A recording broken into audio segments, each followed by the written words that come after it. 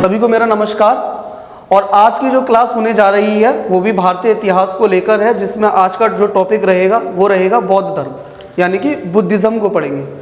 अब तक हमारी जो क्लास जो रही है इतिहास को लेकर, और उस इतिहास में हमने एक पार्ट को देखा, उस पार्ट का नाम है प्राचीन इतिहास। और प्राचीन इतिहास में अब तक हमने जिन जिन टॉपिकों को देखा है वो आपके सामने है, जिसमें हमने सबसे पहले सिंधु घाटी सभ्यता को देखा। सिंधु घाटी सभ्यता के बाद हमने वैदिक सभ्यता को देखा, महाजनपद को देखा, महाजनपद में हमने ऋग्वैदिक काल, उत्तर वैदिक काल को देखा, और उसके बाद हमने मगध साम्राज्य में हर्यक वंश, उसके बाद हमने शिशुनाग वंश, नंद वंश, और उसके बाद मौर्य वंश को देखा। और मौर्य वंश में अंतिम रूप से हमने अशोक को देखा था।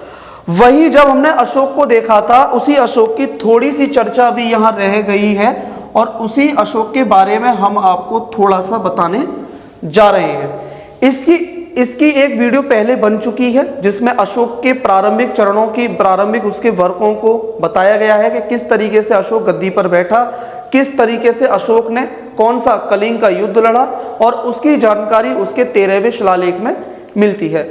वही अशोक के हम अग्रिम चरणों को यहाँ देखें कि अशोक के आगे और ऐसा क्या काम हुआ जो हमारे एग्जाम के लिए इंपॉर्टेंट है। तो आपसे पूछे अशोक किस धर्म से संबंधित था, किस धर्म का अनुयायी था, तो आप बताना अशोक बौद्ध धर्म का अनुयायी था। यानी कि अशोक बौद्ध धर्म को मानता था, इस बात को याद रखना। पूछे अशोक को बौद्ध धर्म की, कौन से धर्म की, बौद्ध धर्म की दीक्षा किसने दी, तो अशोक को बौद्ध धर्म की दीक्षा उपगुप्त नामक बौद्ध भिक्षु ने दी थी। बौद्ध भिक्षु ने दी थी, इस बात को याद रखना। और एक सबसे इंपॉर्टेंट काम इस अशोक के समय यह हुआ कि अशोक के समय सबसे इंपॉर्टेंट काम यह हुआ कि जो बौद्ध धर्म आप पढ़ते हैं, उसी बौद्ध धर्म के समय कितनी 4 बुद्ध संगतियां हुई हैं। 4 बुद्ध संगतियां जो हुई थी, उनमें से जो तीसरी बौद्ध संगति एग्जाम में पूछी जाए किसके समय हुई है, यानी कि तीसरी बौद्ध संगति किसके समय हुई थी, तो आप बता देना तीसरी बौद्ध संगति अशोक के समय हुई थी। किसके समय हुई थी, अशोक के समय हुई थी। पूछे कहाँ हुई थी, पाटलिपुत्र में हुई थी। तो अब तक यहाँ तक आपको समझ में आया कि अशोक कौन से धर्म का था, बौद्ध धर्म से था। पूछे अशोक को बौद्ध धर्म की भिक्षु जो बौद्ध धर्म की जो दीक्षा किसने दी, उपगुप्त नामक बौद्ध भिक्षु ने दी थी। पूछे इसके अब तक बौद्ध धर्म की कितनी टोटल बौद्ध संगतियां हुई हैं, तो 4 हुई हैं। पूछे तीसरी बौद्ध संगति किसके समय हुई, तो अशोक के समय हुई थी। ठीक, अब अशोक की कुछ विशेष बातें ये हैं कि अशोक के बारे में ये कहा गया है कि अशोक ने कश्मीर में, कहाँ पर, कश्मीर में श्रीनगर शहर की स्थापना की, यानी कि उसे बसाया। इस बात को याद रखना। और क्या किया, और इसी श्रीनगर में एक जगह है जिसका नाम है अशोकेश्वर नामक मंदिर की स्थापना की। इस बात को याद रखना। अशोकेश्वर नामक मंदिर की भी स्थापना इसने की। कहाँ पर है वो, श्रीनगर में है। इसी के साथ नेपाल में नेपाल में अशोक ने देवपत्तन, कौन सी जगह, देवपत्तन नामक नगर बसाया। देवपत्तन नामक नगर बसाया। तो यहाँ तक अशोक की कुछ चीजें आपको पता लगी कि अशोक ने कश्मीर में श्रीनगर शहर बसाया, यहाँ पर अशोकेश्वर मंदिर बनाया, नेपाल में अशोक ने क्या करा, देवपत्तन नामक नगर की भी स्थापना की। और क्या किया अशोक ने, और अशोक के समय की सबसे इंपॉर्टेंट चीज आपसे पूछे, इसके 14 दीर्घ शिलालेख, 7 दीर्घ स्तंभ लेख हैं। ठीक, 14 दीर्घ शिलालेख और 14 दीर्घ स्तंभ लेख हैं, या फिर इनको लघु शिलालेख भी कह सकते हैं। आगे आपसे पूछे ये कितने स्थानों से प्राप्त हुए हैं, ये 6 स्थानों से प्राप्त हुए हैं, इस बात को याद रखना।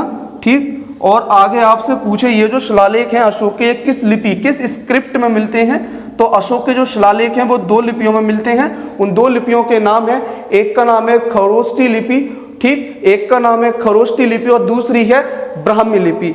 तो अशोक के ये भी याद रखना 2 लिपियों में मिले हैं, उन दोनों लिपियों के नाम है खरोष्ठी लिपि और ब्राह्मी लिपि। ठीक, यहां तक बात आप लोगों के समझ में आई होगी। देखिए अशोक के जो शिलालेख हैं दीर्घ शिलालेख 14, उसमें कुछ शिलालेख ऐसे हैं जो एग्जाम के लिए इंपॉर्टेंट हैं। जैसे पहला शिलालेख आपसे पूछे गए उसमें क्या है, उसमें बोला गया है कि पशु बलि की निंदा, मतलब कोई भी व्यक्ति पशु बलि नहीं करेगा। इसके साथ साथ और क्या बताया गया है, इसके साथ साथ ये बताया गया है कि जो चोल, चेर और पांड्य, ये जो 3 आपको वंशज दिखाई दे रहे दक्षिण भारत के, इनके बारे में चर्चा भी इस पहले शिलालेख में अशोक के की गई है। दूसरा जो शिलालेख है अशोक का, उसमें बताया गया है क्या, कि उसमें बताया गया है कि लोक कल्याणकारी कार्य की चर्चा की गई है, इनके बारे में बात की गई है। अशोक के जो तीसरा शिलालेख है उसमें क्या बताया गया है, उसमें प्रादेशिक अधिकारियों की नियुक्ति, इसके साथ साथ ये बताया गया है कि जो अधिकारी है हर 5वें वर्ष राज्य का दौरा करें। इन्हीं के साथ साथ जो 12वां शिलालेख है वो भी इंपॉर्टेंट है एग्जाम के लिए। उसमें कहा गया है कि सर्वधर्म संभाव, इसकी बात कही है, पूर्ण रूप से धार्मिक शिलालेख है। 13वें में कलिंग युद्ध की जानकारी दी गई है। 14वें में क्या बताया गया, उसमें बताया गया है कि जो प्रजा है वो धार्मिक जीवन बिताए। इस तरीके से अशोक के इन 14 शिलालेखों के कुछ शिलालेखों में कुछ मुख्य बातें इस प्रकार से बताई गई हैं। वहीं बात करें और अशोक की, देखिए अशोक के बाद आप देखेंगे, अशोक के बाद कुछ और शासकों की जानकारी मिलती है, जिसमें एक सबसे इंपॉर्टेंट शासक है जिसका नाम है तीवर, और तीवर के साथ एक और है जिसका नाम है दशरथ, और एक और व्यक्ति है जिसका नाम है बृहद्रथ। ठीक, ये 3 नाम मैं यहाँ लिख रहा हूँ, आपसे एग्जाम में पूछे कि अशोक के बाद और किन शासकों की जानकारी मिलती है, तो तीवर की, दशरथ की और बृहद्रथ की। पुराणों में बताया गया है कि तीवर और दशरथ नामक व्यक्ति भी कौन से वंश के, मौर्य वंश के शासक रहे हैं। और पूछे दशरथ जो व्यक्ति है, इतिहास में बताया गया है कि जो देवनाना प्रिय उपाधि जो अशोक ने धारण की थी वो दशरथ ने भी धारण की थी। ठीक, अब बात करते हैं बृहद्रथ की। एग्जाम में क्वेश्चन आ जाए कि मौर्य वंश का, कौन से वंश पढ़ रहे थे हम अभी, मौर्य वंश पढ़ रहे हैं। मौर्य वंश का अंतिम व्यक्ति अगर आपसे पूछेगा मौर्य वंश का अंतिम शासक कौन रहा है, तो आप बता देना वो बृहद्रथ रहा है। इसके अलावा आपको ये भी याद रखना है जो बृहद्रथ आप पढ़ रहे हो इसकी हत्या कौन कर देगा, इसकी हत्या एक व्यक्ति है जिसका नाम है, आपको पता होना चाहिए, उसका नाम है पुष्यमित्र शुंग। अब भैया ये कौन आ गया, आपको पता होना चाहिए कि जो पुष्यमित्र शुंग कौन था, तो पुष्यमित्र शुंग बृहद्रथ का एक मंत्री था, उसके दरबार में रहने वाला एक सेनापति था।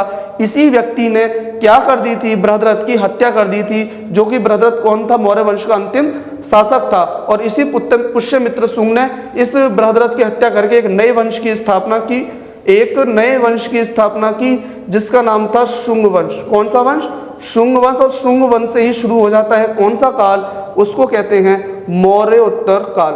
ठीक, यहाँ तक आपने याद क्या देखा, यहाँ तक आपने देखा कि किस तरीके से जो मौर्य वंश चंद्रगुप्त मौर्य ने स्थापित किया था, संस्थापक था, उसमें कौन रहा, बिंदुसार रहा, और उसके बाद अशोक रहा, और अशोक के बाद अंतिम व्यक्ति हमने किसको देखा, बृहद्रथ को देखा। तो आपको यहाँ तक पूरी मौर्य वंश के बारे में पूरी जानकारी हो चुकी है। बाकी की जो वीडियो है उसमें मौर्य वंश से संबंधित और भी कुछ मुख्य बिंदुओं पर चर्चा की गई है। यह अंतिम क्लास है जिसमें आपको मौर्य वंश के बारे में बताया गया है।